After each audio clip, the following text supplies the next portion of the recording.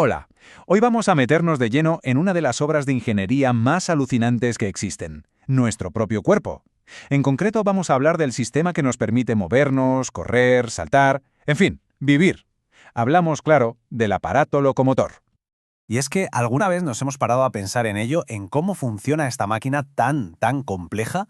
Pues eso es justo lo que vamos a hacer hoy. Vamos a ir como si dijéramos desmontándola pieza a pieza para entender cómo funciona esa maquinaria que es capaz de todo, desde algo tan sutil como un parpadeo hasta el esfuerzo brutal de correr una maratón. Así que, ¿qué tenemos por delante?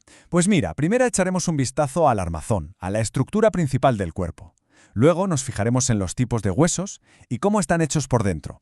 Después veremos cómo se conectan todas esas piezas, o sea, las articulaciones. Le daremos caña al motor del movimiento, los músculos. Y para terminar, veremos qué pasa cuando todo este engranaje, que parece tan perfecto, pues falla. ¿Todo listo? Pues vamos allá. Muy bien, pues entramos en materia.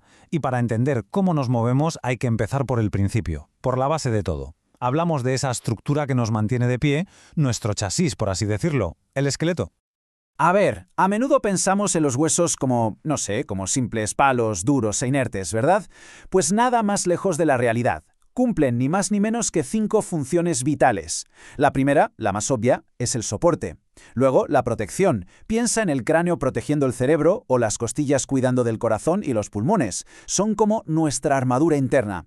También, claro, son la base para el movimiento. Sirven como un depósito de minerales súper importante. Y esto ya es alucinante. Dentro de los huesos es donde se fabrican las células de la sangre. Sí, como suena, la hematopoiesis ocurre ahí dentro. Y esta idea de que son como las vigas de un edificio es que es perfecta. Es la mejor manera de visualizarlo.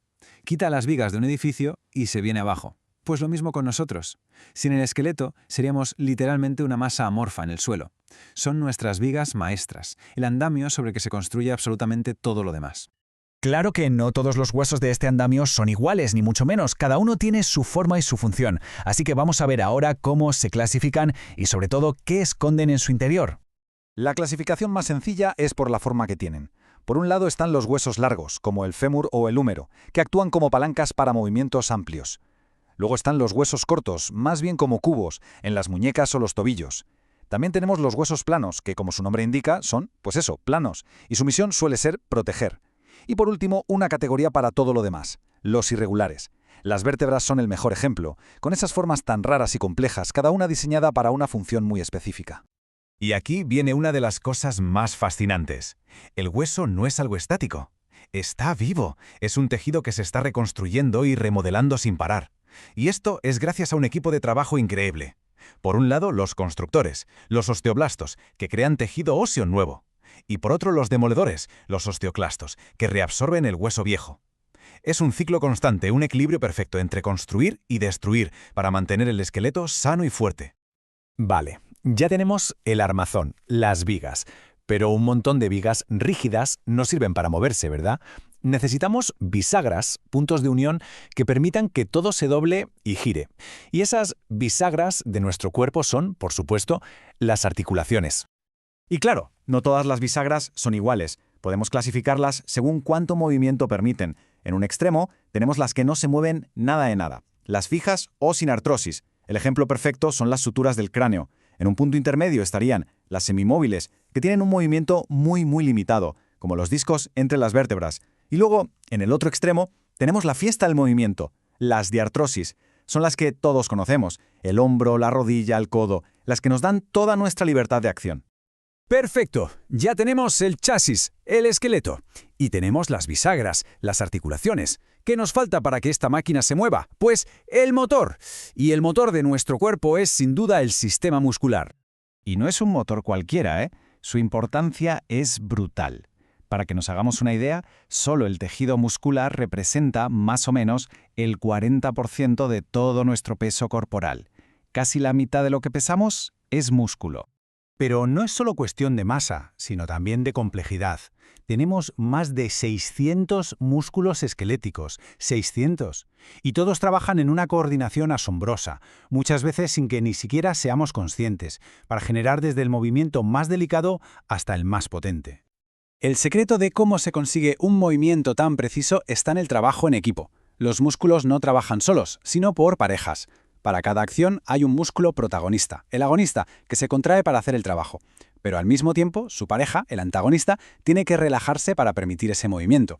El ejemplo que todos conocemos es el del brazo. Para doblar el codo, el bíceps se contrae y el tríceps se relaja. Es una colaboración perfecta. Hasta ahora hemos visto el diseño de esta máquina casi perfecta, pero como cualquier máquina, a veces sus piezas se desgastan o se rompen. ¿Qué ocurre cuando el sistema falla? Vamos a ver ahora algunas de las averías de las patologías más comunes que pueden aparecer. Y lo que hay que entender es que, como todo está conectado, un problema en una parte puede afectar a todo el sistema. Las averías pueden empezar en los huesos, en las articulaciones o en los propios músculos, pero al final el resultado es que el movimiento se ve comprometido. Vamos a ver algunos ejemplos. Si empezamos por los huesos, pues tenemos problemas como la osteoporosis, que seguro que suena. Es cuando los huesos pierden densidad y se vuelven quebradizos. Luego está la osteomielitis, que es una infección del hueso, algo bastante serio. La osteomalacia, que es un reblandecimiento de los huesos por falta de calcio. Y, por supuesto, también pueden aparecer tumores, las neoplasias. Las articulaciones, claro, al ser las piezas que más se mueven, sufren mucho desgaste. La artritis, por ejemplo, es una inflamación muy dolorosa. La gota es parecida pero causada por la acumulación de cristalitos de ácido úrico. La artrosis, que es súper común, es básicamente el desgaste del cartílago. Y las hernias de disco, pues es cuando esas almohadillas entre las vértebras se salen de su sitio y pinzan un nervio. Y por último, el motor. Los músculos también pueden fallar.